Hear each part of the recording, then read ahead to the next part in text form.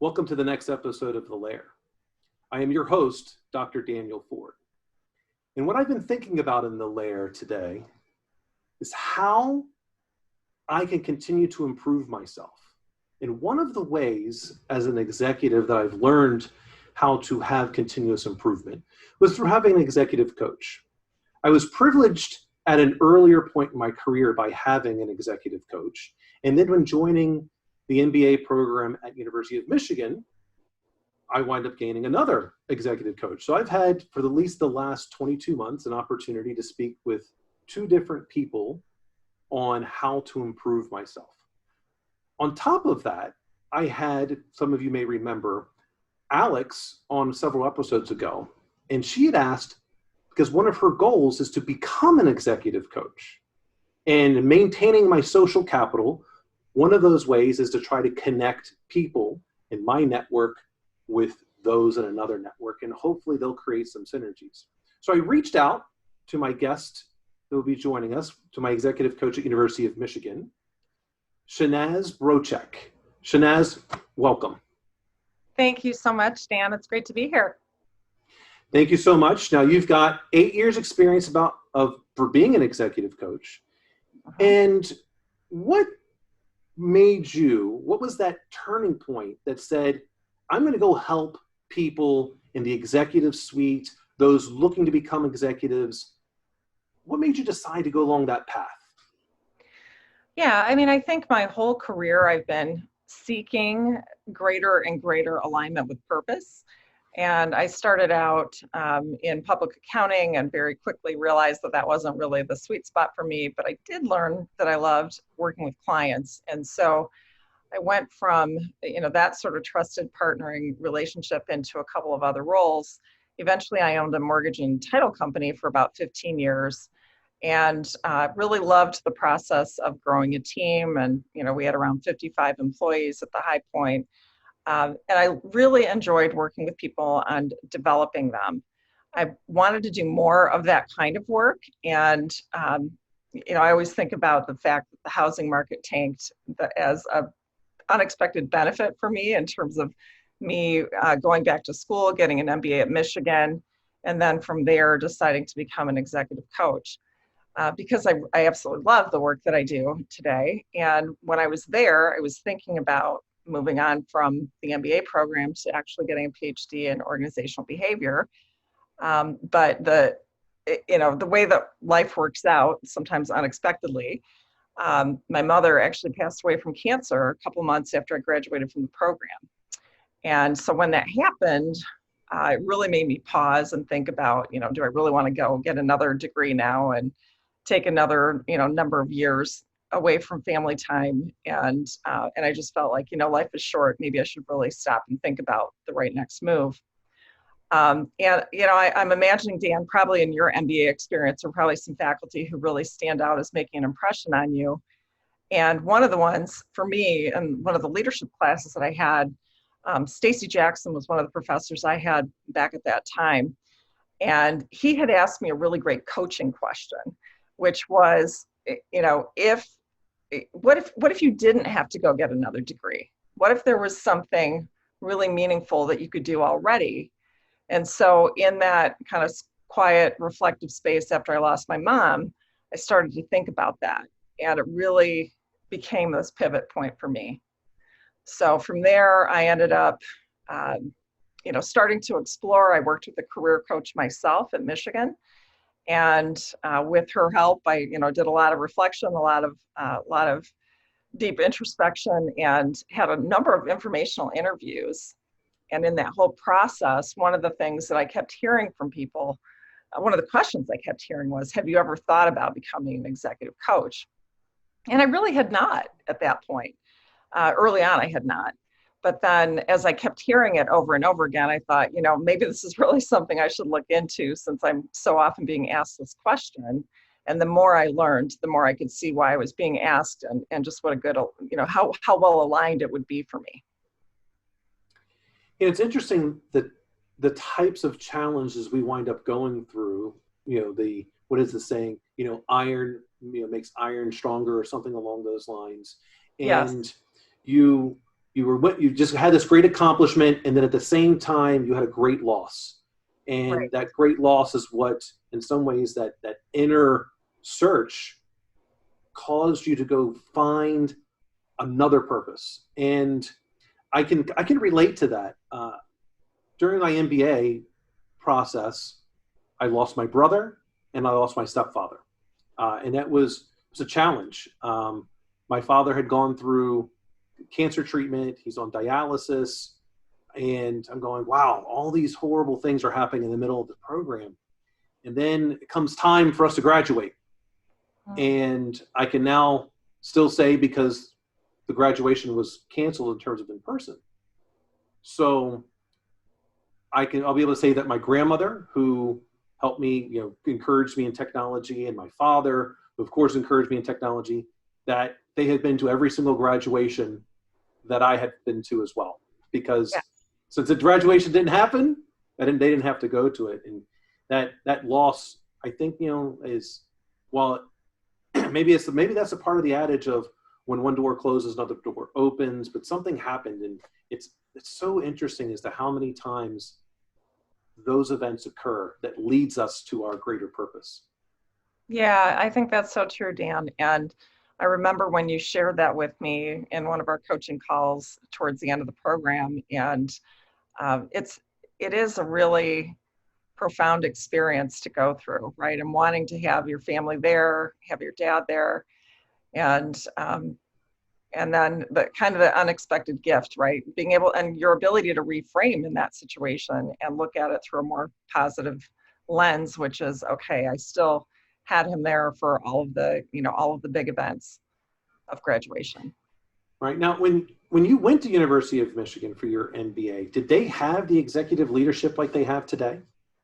It was the very beginning of doing this kind of work, right? So we didn't have the number of coaching sessions that all of you have at this point. We had, I think we had one required coaching call, and then there was a second, which was optional. It was it was very much in the infancy of developing this component of the program in Michigan. But I think it I, was a really positive experience for me. And I think a lot of people found it helpful, right? So from there, more interest was gained, and over time, they explored the possibility of adding it to the program, and it has been expanded considerably over the last several years.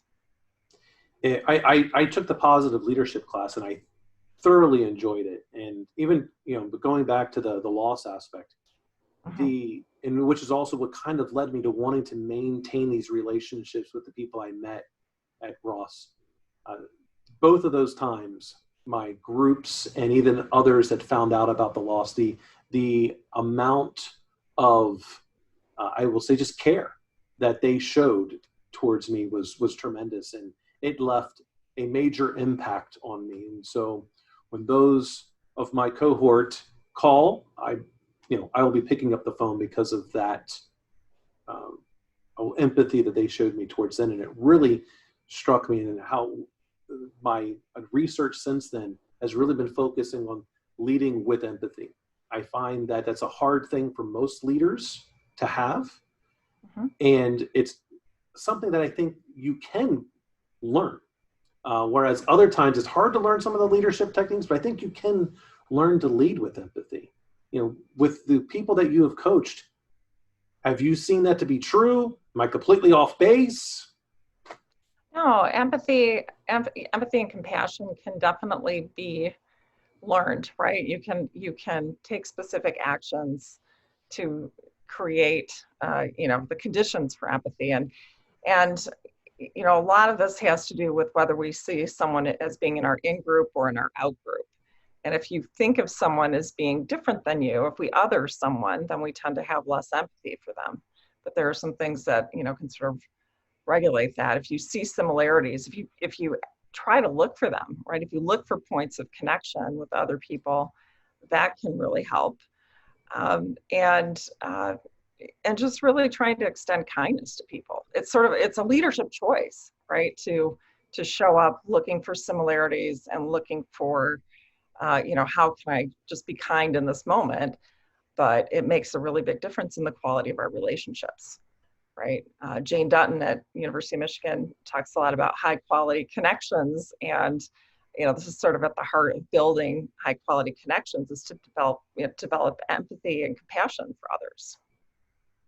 I think it's very true, and I hope I continue learning. This is why I have a lot of my one-on-ones with the people that work with me. It's a big reason why when I go around and I talk to people, I want to know a lot about their personal life. I want to know about their hobbies. I want to know about their habits. I'm looking at trying to figure out quite a bit about who they are as a person. Sorry for the small interruption, folks. I actually had an alarm go off and had to take care of that. So now we're back and we're talking about, leading with empathy, and is it something that you can learn? So, Shahnaz, is it Shahnaz? I always forget this. Is it Shahnaz? Shahnaz? It is. It's Shahnaz. Yep, you're right. Yep. I always, because I as one of my former bosses who is Indian, always made fun of me with some of the things, which is probably true, because in other parts of the world, when you see a certain letter, it always is the same thing, except in the English language. It's not. Right. And so I always, right. I look at it and want to go one particular way, and it's almost always wrong. So when you're choosing to coach someone, what process do you go through to determine if you all are going to be a good fit? Yeah, so typically on a first, sort of fit conversation with a potential coachee, there's a lot of Q&A, right? So initially, I'm asking a lot of questions about what brought them to explore coaching in the first place. Sometimes there's already been a conversation with HR. It just depends on whether they're coming through the organization or if they're coming directly on their own. But in general, either way, you're exploring what is it that they're looking to accomplish through coaching, and trying to get a sense of what they've tried already with whatever the challenges that they're facing. Or it might just be that they're very excited they're in a new role and they're trying to think about how to really launch in a new position very successfully, or who knows, any number of possibilities.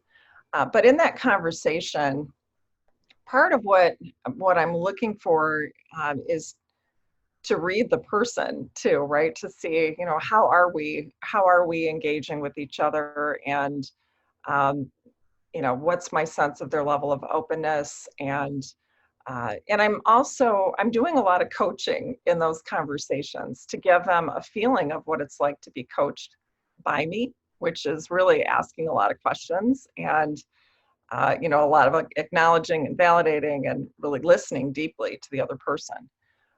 And coaching is it's really about being a thought partner with someone else with their challenge. And so you're doing, I guess, in that first call, it's a little bit of a dance to figure out how well do we engage with each other. And most of the time it's a pretty comfortable conversation, and it's a pretty I typically really enjoy those first exploratory calls, because it's you're meeting someone for the first time, and there's a lot of curiosity about the other person and what it is that's going on for them right now. And so I typically ask a lot of questions. I'll ask them what they're looking for, and I'll tell them about my approach, and try to do the best that we can to mutually explore the fit. I think that's a good approach. I mean, there's a lot of ways in which I determine how I'm going to take on mentees when I'm mentoring someone, because in many ways it is a form of coaching. And I for those, I'm looking for people that are hungry.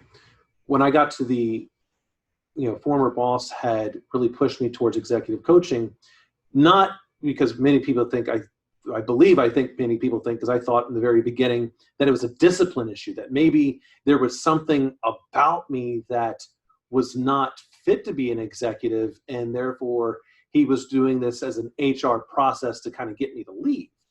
Sure. But I found out that wasn't the case. It was, I had some qualities, and I believe, and I've never gone back to ask him, but I believe it was, he wanted me to find out really what my strengths were as a leader and what my weaknesses were, and then how to build around my weaknesses with my teams. At least that's what I took from it. It took me, I don't know, several months. But do you think a lot of people, when they're coming to talk to you, do they feel that same way? So, do you mean in terms of their openness to coaching and feeling some skepticism about why they're being asked to be coached? Right, right. Yeah, I mean, it depends a little bit on the circumstances of the individual, right? So sometimes there's been really clear communication with their boss, and their boss might be saying, hey, listen, when I was at your stage of career development, I had a coach, and here are all the positive things that came from it for me. But if that conversation wasn't as clear, then it makes a lot of sense, right? That you would have felt a little bit of trepidation. And I think that's one of the things, from a coaching perspective, coaching is really about having this very trusted partnership where you can say whatever's going on in your work life and be able to share that really openly, right? So if you're feeling a little guarded because you're not sure, is this sort of disciplinary for me, or is this a positive or a negative, then I would imagine it would be hard to really build a trusted relationship. How did that go for you? Well, I'm relatively bold. I eventually asked him, and he kind of, said, no, that's not it at all. And, he had a certain way of basically saying, hey, listen, moron, that's not it. But, which was fine, because we did have that kind of a relationship. But that is what he was really trying to express. Is like, this is not about discipline. This is, a discipline about, not from a disciplinary aspect, but how to develop my discipline in becoming an executive, because it's a big change. And I found that through, of course, my one-on-one sessions with him and my executive coach, that as you get up that pyramid, there's less people that are peers that you can go talk to about things. And now you need a different perspective, especially, I think when you become a CEO, who are you going to ask for? Are you doing things right? Not probably the board, because the board is made up of a large amount of people, and now your decisions are the decision. So who do you go to? And to me, I kind of looked at, I think having an executive coach, especially as a CEO, this is a great thing to have, because you got to have someone to bounce ideas off of. Yeah, and I think you're exactly right, Dan, that people often will not give you really, candid feedback as you move higher up the food chain, right? You may start to lose that quality of feedback that you once received. And either because people, there's a status threat and they're just trying to be, really careful with what they actually tell you. Or it might just be that you're also not seeking feedback, right? So there are a number of things that can lead to that happening, but it can feel quite isolated for people as they move up in an organization. And sometimes, one of the common times when people get an executive coach is when they're transitioning into a larger leadership role. And when that happens, you're already maybe you're excited initially, right, that you got the promotion or the new role.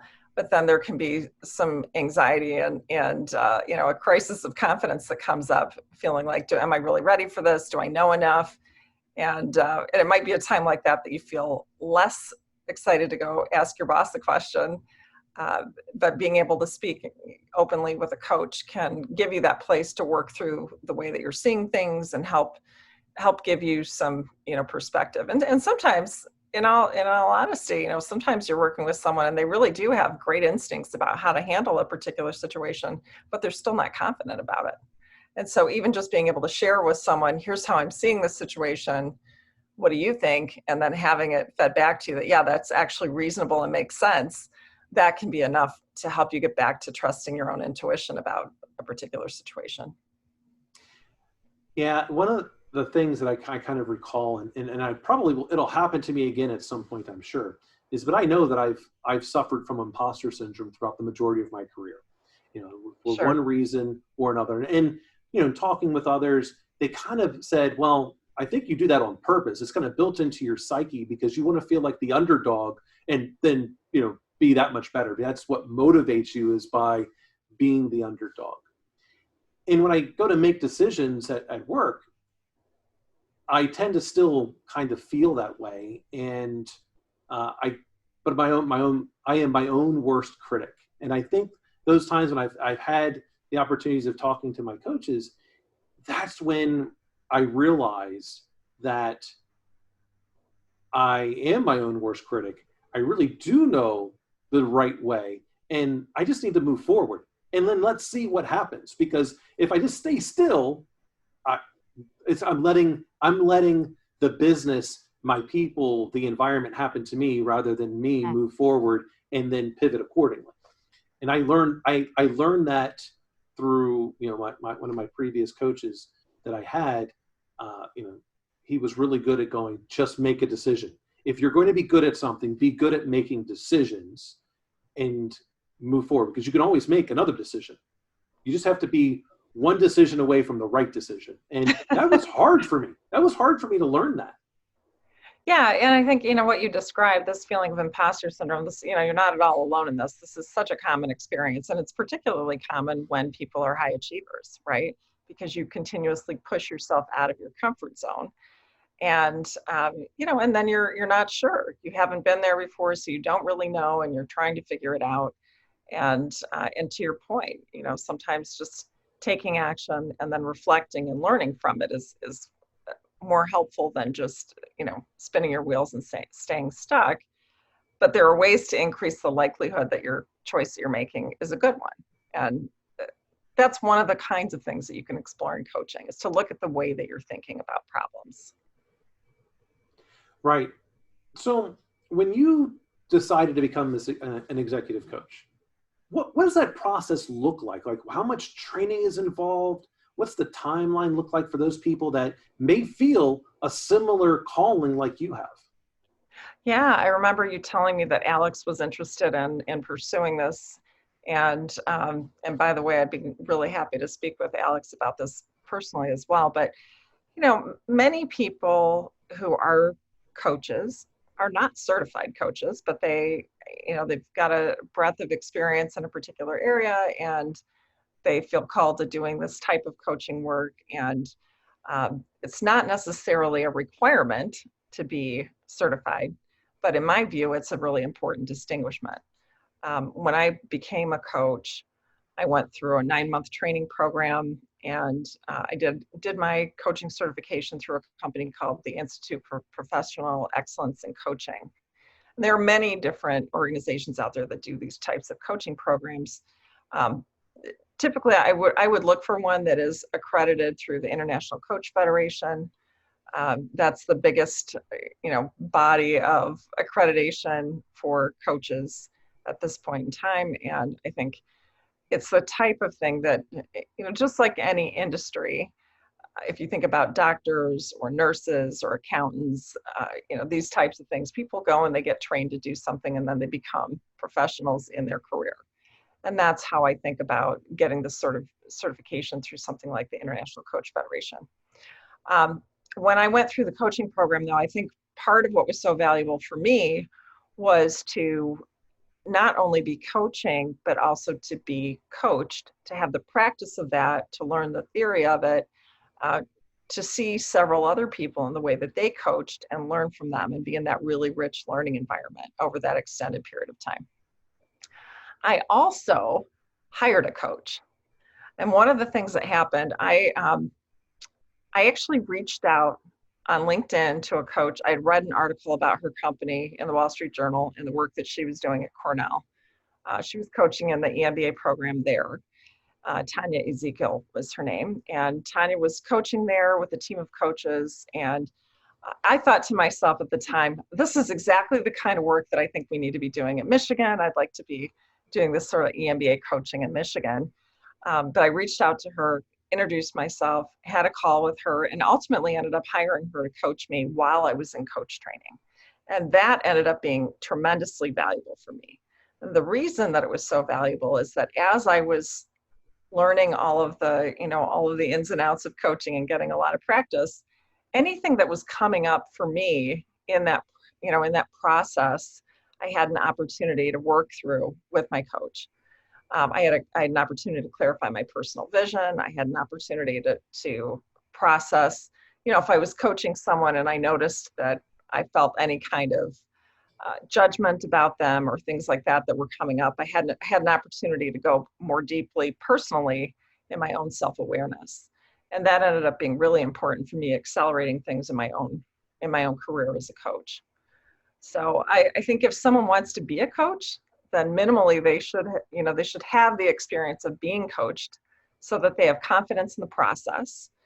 And, if you want to someday get paid by somebody to do coaching, then I think it's the right place to start to be willing to invest yourself. I think that's absolutely true, because I think the best coached people or the best coaches were those that are also able to be coached. And I think, I learned that through sports. So that comes a couple questions about that. You said it's about a 9-month process. Is that 9 months, Monday through Friday, like 8 hours of training? Or is this something that you can do while you're working full time? Yeah, you can definitely do it while you're working full time. I did not do it that way. I actually left the role that I was in to pursue this full time and decided I wanted to make this transition and really invest, in this experience. So I actually had the great privilege of just focusing on coaching while I was in the program. But many of the people that I was in the cohort with were actually still working full time.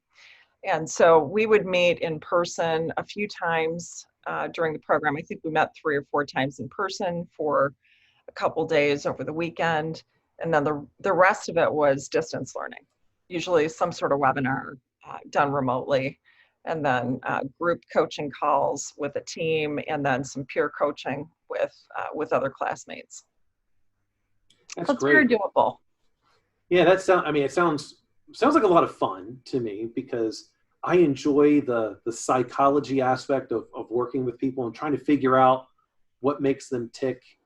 I've always learned, basically I learned almost everything on how to be a good coach from being coached when I was growing up from my dad playing baseball. And I didn't realize exactly how many life lessons I was really learning with a lot of his talks. He had always said that if you give 100% of the time, even against stronger opponents, you're going to win, because they're going to take a play off and you didn't, and you're going to be safe. And then he would always say at the end of almost every game, it's not whether you won or lost, it's what you do next. So he always said, it's not whether or not we win or lose, we're only as good as the next game we play. That's great. I try to find those aspects into the people that work for me and find ways to help them achieve their goal. I have one-on-ones with all of my managers and above. So at the credit units, manager, AVP, VP, senior vice president, and then myself. So anyone that's a manager and above, if they have people that they have to manage, I try to help them. Hopefully I'm doing some good. I believe so. We'll find out based on the kind of people they wind up coaching later on. Well, I love the message you gave about your dad, though. I mean, it's like growth mindset, right? He was really instilling that in you in those moments. So we're not here to evaluate, right? You think about feedback. Feedback can be evaluative, which is about how did we do in the past, or it can be forward looking, right? How are we developing? What is it that we learn from the experience that helps us think about the next step forward, which is really growth mindset. So I love the question he posed. Yeah, it's something that I've really reflected on quite a bit in terms of not just how I got here, but when I was prior to this as a cybersecurity executive or professional, then technology, how I was able to apply these things. And I just try to apply them to the people that work for me. So Shahnaz, one of the last questions I have for you, and I don't know the answer to this question. Do you provide executive coaching services to outside of the MBA program? Oh, yes, I do. Actually, quite a bit. How would anyone out there listening, how would they get in touch with you? Oh, thank you so much for asking. So I have a company in addition to being a faculty member at the University of Michigan. The name of my company is Optimize You Leadership Coaching, and my website is Optimize You, the letter U, OPTIMIZEU.com. They can also email me. My email address is sbroucek, BROUCEK, at optimizeu.com. That's great. And I'll be sure to put that in the notes here for this. Now, I've got one last question for you, and this is a part of kind of the service that I provide everyone on here, which is how we can hold people accountable. And this is a part where I go, it's time to pay Dr. Ford, which is, Shahnaz, what's next for you? What's the goal that when I hopefully get you on at another time that we can get some progress updates on? So what's your next goal you're looking to achieve? Yeah, the big goal that I have going on right now is that I'm writing a book. And the working title of the book is Everyone Gets a Coach. So that's the best thing to hold me accountable to and to check in with me on. I try to tell everybody that this is what I'm working on because it helps me stay motivated to keep working on the book and ultimately to share it. That is great. I am absolutely going to check in on you on this because, well, I too aspire to write a book.